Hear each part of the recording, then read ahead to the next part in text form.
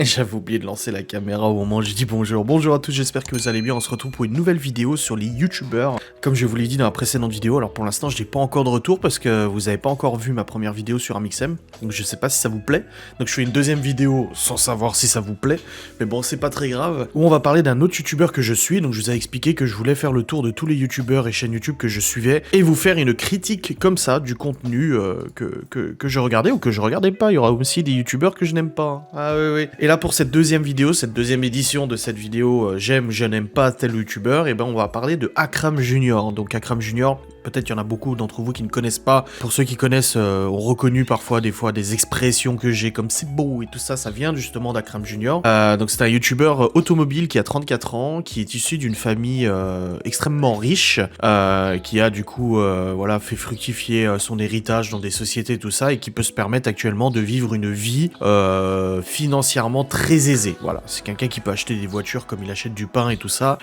Et du coup, bah, il présente en fait sur sa chaîne YouTube. Donc il est sur les réseaux sociaux depuis très longtemps. Hein. Moi, je l'ai vu la première fois il y a peut-être un peu moins d'une dizaine d'années sur Dailymotion. Après, j'avais regardé 2-3 trucs, j'avais arrêté. Et ensuite, j'étais passé, il y a 4 ans, j'étais repassé sur sa chaîne YouTube. Donc, il avait rouvert parce qu'il avait arrêté pendant un petit moment. Et j'avais découvert, du coup, ses essais de voitures. Donc, en fait, le principe de sa chaîne, c'est qu'il y a plusieurs types de vidéos. Il y a les vidéos collab, enfin, les vidéos featuring où il fait des vidéos avec des collègues, des copains et tout ça pour essayer des véhicules. Il y a des vidéos où il va essayer, en fait, des véhicules d'abonnés. Donc, les abonnés le contactent via son site, forum, machin, etc. Et il propose de venir montrer son véhicule en vidéo, de l'essayer, etc. Et il y a ensuite les vidéos vlog, où là en fait il raconte un petit peu sa vie, il se confie et tout ça. Et bah moi ça fait quelques années que je le suis, et je dois vous avouer que ça fait un petit moment que je le regarde quasiment plus. Ouais, je sais.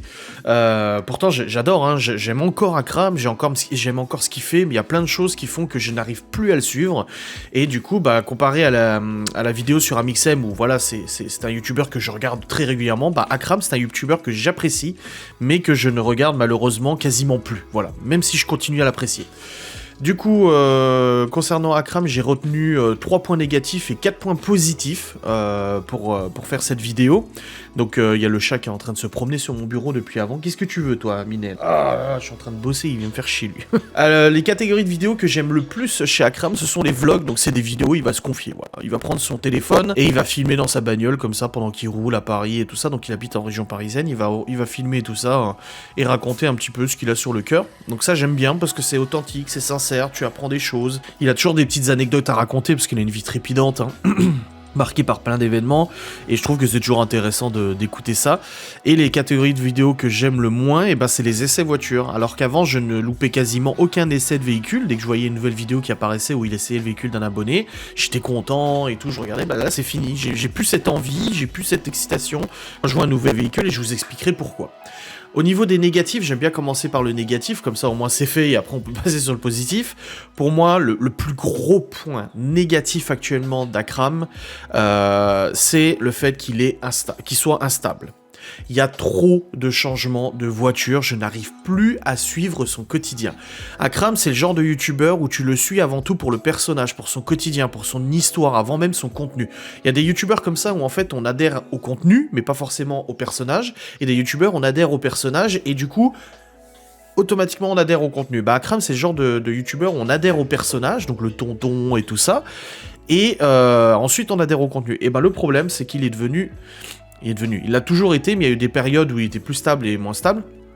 Et c'est marrant parce que j'en ai parlé avec Miguel et Antou qui suivent aussi Akram, et ils m'ont dit la même chose. Et quand je parcours un peu les commentaires de ces vidéos, quand je regarde, je me rends compte qu'il y a énormément de personnes qui pensent comme moi. C'est que le problème d'Akram, en fait, c'est il est très fortuné et il change de voiture constamment. Et même si le but de sa chaîne, c'est de montrer les voitures des autres, on s'attache quand même à lui, à ses choix de véhicules, à ses achats et tout ça. Et là, on est arrivé ça fait maintenant peut-être 1 an et demi, voire 2 ans, où il enchaîne, mais une voiture par semaine. C'est-à-dire qu'il va acheter une voiture. Alors, t'aimes ou t'aimes pas la voiture, par exemple, il avait acheté une Dodge, je la trouvais magnifique, je me dis, ah cool, putain, il a acheté une Dodge, j'adore ces bagnoles, voiture américaine, tout, j'ai hâte de voir ce qu'il va faire avec cette caisse. Il va te faire 1 ou 2 vidéos, il va l'amener chez un préparateur, il va faire une prépa moteur, il va changer les jantes, il va mettre des vitres teintées, machin, etc. Et du jour au lendemain, boum, elle disparaît, elle finit. Mais ça se passe en quelques jours, tu vois. Un autre coup, il va acheter une Mégane RS, ah bah j'ai envie d'acheter une Mégane RS, boum, elle disparaît. Un autre coup, il achète une Clio, une vieille Clio 16 soupapes, mais vraiment les vieilles, les premières, t'es là, ouais, c'est trop cool et tout. Ou une Renault 21, Renault 20 et tout. Il a son trip de vieille bagnole, et boum, ça disparaît. Il achète une Nissan GTR, tu dis ah cool, il est en train de parler, on va faire un gang de Nissan GTR avec les mecs à Paris, il met toute sa prépa sur la Nissan GTR, t'es là, ouais, trop cool, machin, et boum, elle disparaît. Et en fait, tu te rends compte que tu peux pas t'attacher au véhicule qu'il achète, tu peux pas non plus comprendre ce qu'il a dans la tête, parce qu'en fait, il change tout le temps de voiture, tout le temps. Il y a une période où il a acheté plein de Tesla, et il les a revendus. Alors il les achète, il les revend, moi, il fait ce qu'il veut avec sa thune, je m'en fous complètement. Mais le problème, en fait, c'est que quand tu t'attaches au personnage, et ben t'arrives plus en fait parce que tu sais plus ce qu'il pense. Un coup il veut de l'électrique, un coup il veut de l'américaine, un coup il veut de l'allemande avec des BMW, un coup il va aller sur des Mercedes, un coup il achète une Mercedes.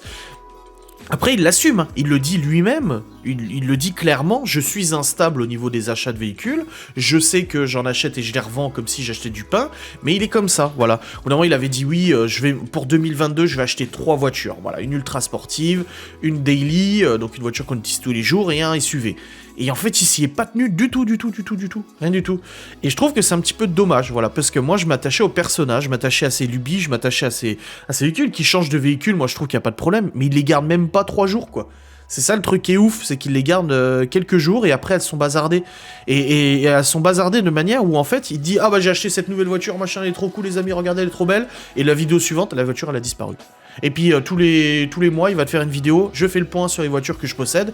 Et tu te rends compte qu'en fait si t'as loupé un mois de vidéo, bah t'as loupé 35 bagnoles quoi. Tu te dis, oh bah merde, bah attends, elle est où la GTR, elle est où la machin, Et en fait, il fait tellement de vidéos, tellement de stories que t'arrives pas à suivre, quoi. Donc c'est un petit peu dommage, je trouve ça, voilà, un petit peu trop triste. Et c'est ce qui fait que moi, ça m'a détaché un petit peu des vidéos, parce qu'au bout d'un moment, je me suis dit, écoute, j'arrive plus à suivre, je comprends pas, il change de voiture constamment, tous les 3 jours, il change de bagnole et tout. C'est pas le fait qu'il les achète, hein. Attention, c'est pas de la jalousie ou de l'amertume, me dire, putain, le con, il a de la thune. Pas du tout, il fait ce qu'il veut, moi je m'en fous, j'ai mes bagnoles, je suis content. Mais ça nous détache un peu, je trouve, de cette relation qu'il y avait avec la communauté. Je trouve ça un peu dommage. Ensuite, au niveau d'autres négatifs, c'est la redondance des vidéos, c'est toujours le même schéma. Alors oui, je sais que c'est pas simple dans sa façon de filmer, dans sa façon de faire les choses, c'est pas simple parce que c'est toujours le même principe, c'est qu'un abonné vient avec sa caisse, on monte l'extérieur, on monte l'intérieur, on va faire un tour, on est content et tout ça. Et ben du coup, c'est toujours la même chose, donc moi j'ai du mal. Alors maintenant je regarde que quand la voiture m'intéresse. Voilà, je vois une petite Civic FN2, je me dis ah ça j'ai envie de regarder. Si c'est des voitures que j'affectionne particulièrement, là je vais regarder la vidéo. Mais c'est vrai que majoritairement je trouve que c'est un peu toujours la même chose, et on tourne toujours vers des Golf, des Audi, des machins, c'est toujours un peu la même chose, ça sort pas trop de l'ordinaire. Enfin si, parce qu'il y a des prépas moteurs dessus, des trucs de malade, les gens ils ont fait un boulot de fou dessus, mais ça reste toujours un petit peu la même chose quoi. C'est toujours le trentenaire qui a acheté sa bagnole sportive, qui l'a quitté, machin et tout ça, il a envie de la montrer quoi. Je sais pas, j'ai un petit peu de mal. Et ensuite, le autre point négatif, c'est l'histoire des collabs avec les arnaques. Alors, je vais parler d'un moment qui s'est passé sur sa chaîne YouTube où, en fait, Akram a travaillé avec une agence de pub et il a proposé, la vente, donc il a fait la promotion de boîtiers de reprogrammation de voitures. Quand j'ai vu la promotion, je me suis dit, c'est du chiquet. Le boîtier, ça ne marche pas, c'est de l'arnaque. Tous ceux qui connaissent un peu la mécanique automobile le savent, que ça fonctionne pas. Après, Akram n'est pas le plus calé en mécanique, et il l'a dit lui-même. Et le truc, c'est qu'il y a beaucoup de gens qui se sont fait arnaquer parce qu'il y a une autre chaîne YouTube qui a démontré que le boîtier était une arnaque totale, c'est comme les patch FaceUp là. Mais bon, ça faut pas trop dire, hein, tu sais, il y a une omerta là-dessus. Il y a tellement d'influenceurs qui ont fait la promotion des patch FaceUp en disant que c'était la révolution du monde, alors qu'en fait, scientifiquement, il y a rien de prouvé parce qu'il y a une chaîne qui s'appelle Deus Ex Silicium qui d'ailleurs a démystifié aussi ce boîtier Powerbox et a aussi démystifié l'efficacité des patch FaceUp sur anti-ondes sur les téléphones, tu vois. Mais ça, personne n'en parle, tu vois, faut pas trop en parler, parce qu'il y a trop de youtubeurs trop influents qui ont fait la pub. Mais du coup, il a fait la pub de la promotion d'un boîtier, et il s'avérait que ce boîtier était une arnaque, et le problème c'est que il y a beaucoup de gens qui l'ont acheté en pensant que ça marchait, et ils se sont fait arnaquer. La Boiserie, qui est un youtubeur dont je ferai une vidéo sûrement, a décidé de rembourser l'intégralité de tous ses abonnés pour des masques, il avait commercialisé, enfin il avait fait la promotion de masques il me semble, ou même des boîtiers FaceUp, non pas les boîtiers, mais il avait fait la promotion d'un produit qui s'avérait pourri, dont les gens n'ont jamais été livrés, et il a décidé de rembourser tout le monde. Et Akram, je ne sais pas s'il l'a fait, je sais pas s'il a décidé de rembourser tous ses abonnés alors qu'il a les moyens, et je trouve que c'est quelque chose qui moi m'a un petit peu chiffonné. Ouais, c'est une période où déjà je commençais à lâcher un petit peu Akram, ses vidéos, et là quand il a fait cette promotion de Powerbox, je me suis dit mais il se fout de la gueule du monde, c'est de la connerie ce truc, il se renseigne un minimum, tu vois, déjà il a pas besoin de... Enfin, il a pas besoin de ce fric, c'est facile de dire ça, je veux dire tout le monde a le droit de gagner de l'argent sur YouTube, mais je me suis dit franchement qu'il fasse la promotion d'un truc correct quoi, pas ça, et du coup c'est vrai que ça m'a un peu chiffonné. Bref, on a fini avec les points négatifs, nous allons maintenant passer sur les points positifs. Alors le point positif d'Akram, on peut le dire, c'est la proximité avec sa communauté. Voilà. Là-dessus, c'est un YouTuber qui a presque 1 million d'abonnés, il est ultra disponible et ultra proche de sa commu. Les gens savent où le croiser, savent quand le croiser à Paris, il a un forum, il a un Discord, il fait des lives sur Twitch, il a une deuxième chaîne pour le gaming, il a une chaîne pour les flingues et tout ça, parce qu'il est aussi passionné d'armes à feu. Bah, d'ailleurs, son père était... comment dire, il était pas translateur. Son père faisait le relais en fait pour la vente et l'achat d'armes à l'étranger et tout ça, et du coup bah, il était négociateur ou quelque chose comme ça, voilà. Donc du coup c'est de famille. Mais il a plusieurs chaînes YouTube, il est vachement disponible et tout ça, et c'est vrai que c'est plutôt pas mal. Donc cette proximité elle est agréable. Ensuite c'est l'artisanat des vidéos. YouTube en fait, Akram est resté sur la même façon de faire les vidéos. Des fois il a voulu changer, acheter une caméra différente, machin. Finalement, il est repassé sur le téléphone, et je trouve que ça rend bien, et tu connais Akram pour ça, et je trouve que bah du moment où tu sais que c'est Akram, bah t'es ok quoi, j'ai aucun problème avec ça, donc c'est de l'artisanat, ces vidéos, et je trouve ça sympa. Ensuite, je trouve qu'Akram, il s'est entouré de gens qui étaient sympas, donc Alex, Slim, etc., donc c'est d'autres youtubeurs ou influenceurs qui sont venus se greffer un peu à Akram, et ça a formé des super duos, ça a formé des vidéos GMK aussi, et tout ça, et ça a fait des belles vidéos de featuring, et je trouve que, de toute façon, le monde de YouTube, faut faire attention, c'est des grosses putes. Sur YouTube, les gens vous font croire qu'ils sont tous amis entre eux, entre youtubeurs, mais c'est des grosses conneries. La majorité des youtubeurs ne se supportent pas entre eux. Mais là, on a l'impression que c'est quand même quelque chose de sincère, et je pense qu'il a pas sa langue de sa poche s'il a besoin de dire des choses. Et je trouve que cet entourage est vraiment sympa. Ça a fait des belles featuring, des belles vidéos. Et ensuite, bah, l'autre point positif, c'est les expressions. Je trouve c'est rigolo, voilà, les délires d'Akram, les expressions qu'il peut avoir, le cibo et tout ça. Je trouve ça tellement rigolo parce que du coup, ça crée un petit peu un lexique, un champ grammatical du coup du youtubeur Akram et de ses abonnés. Et je trouve ça sympa, voilà, il a fait une marque de vêtements aussi, j'en ai des fringues Akram, AKR du coup, j'ai aussi le sticker sur le Q7 et tout, donc je trouve ça sympa, vraiment, je trouve qu'il y a de très bonnes choses qui ressortent de la chaîne YouTube et c'est très bien comme ça. Mais malheureusement, je ne regarde presque plus les vidéos, parce que je me suis détaché en fait du personnage Akram, et du coup, automatiquement, je me suis détaché des vidéos, voilà, avant je suivais Akram, mais parce qu'il y avait des vlogs tout le temps, il y avait toujours des histoires, des trucs à raconter, c'était sympa et tout, même lors des essais avec Alex, quand il était encore avec Alex, c'est un comparse qui est reparti vivre en Suisse, quand il était avec Alex, en fait, il y avait toujours cette synchro entre les deux, une bonne entente entre les deux, ça échangeait des mots, des propos, et je trouvais ça sympa, mais depuis qu'il a refait vidéo tout seul, bah, j'ai un petit peu de mal. Et mon avis sur la suite de sa chaîne YouTube, je sais pas trop, mais je pense... Je me trompe probablement, mais j'ai l'impression qu'en fait, il dit qu'il n'arrêtera pas YouTube et tout ça, mais j'ai l'impression qu'il va faire une grosse pause. Je sais pas pourquoi, mais j'ai l'impression que dans les mois à venir, au courant de l'année, il va y avoir un truc, il va se passer un truc, et il va faire une grosse pause de YouTube.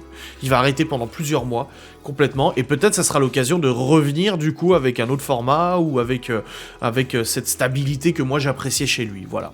Bref, j'espère que cette petite vidéo sur Akram Junior vous aura fait plaisir. N'hésitez pas à aller voir sa chaîne YouTube si vous adorez les délires, les voitures, les machins, etc. Et on se retrouvera bientôt pour un autre YouTuber dont je vous dirai mes avis les plus profonds et plus sincères. Allez, salut!